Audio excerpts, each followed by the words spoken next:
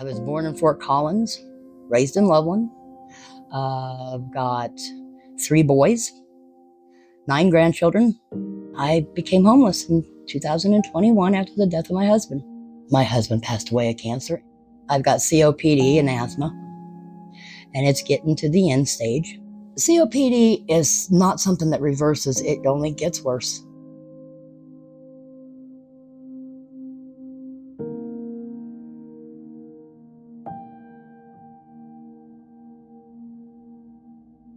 Couldn't breathe, and I called 911 and they picked me up off the street.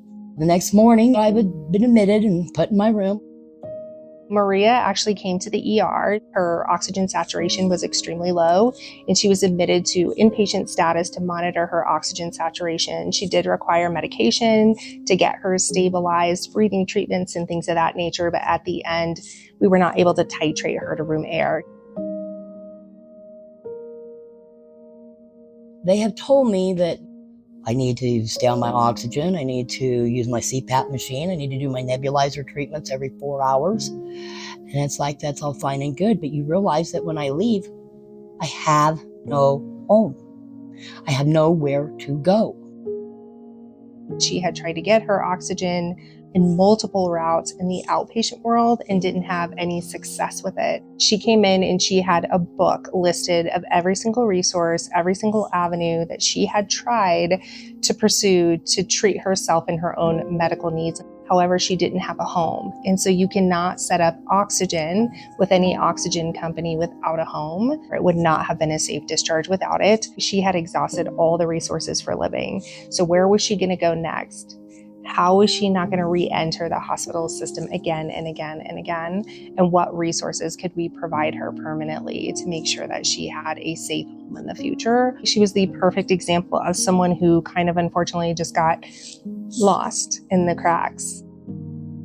What we identified is that an Inogen portable concentrator is going to be probably the best bet for her, since she is living day to day and she is camping and we don't know where she's going to end up next. And this would be able to go with her every step of the way. In speaking with Maria, we basically determined that she would be able to pay for half of the Inogen. And that's when I reached out to McKee Wellness Foundation to find out if they could potentially pay for the other half. I received an email from Jessica about this highly motivated patient who had simply run out of options in terms of resources.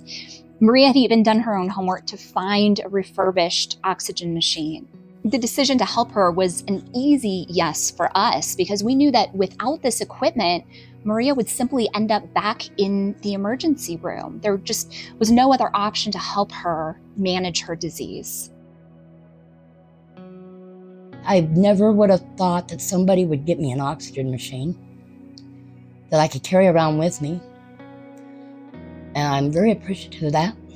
That gives me the ability to take it with me, and it makes its own air. While we were able to help Maria with the equipment, I just couldn't help but think, what was next for her? I don't need much. Just need a roof over my head, the ability to maintain my machines. In the days surrounding Maria's discharge from the hospital, we were receiving torrential rains here in northern Colorado. And I couldn't imagine how Maria was going to keep her equipment safe and dry living inside of a tent. McKee Wellness Foundation funds a program that provides short-term hotel stays for individuals who are unhoused at the time that they're discharged from the hospital. And Maria was actually using one of those hotel vouchers when we filmed this interview with her. I'm doing my best to try to get the funds to go back to Michigan where my sister lives, so that I can, well, in essence, die there.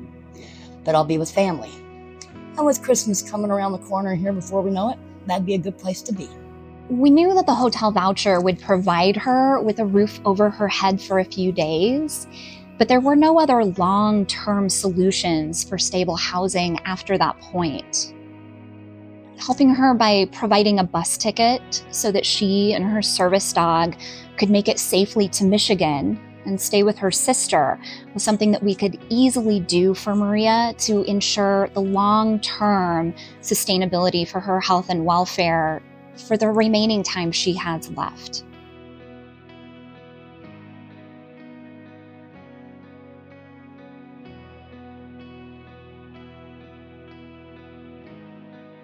all I can say is just thank you from the bottom of my heart. It just renews my faith in good people, in good things, and to not lose hope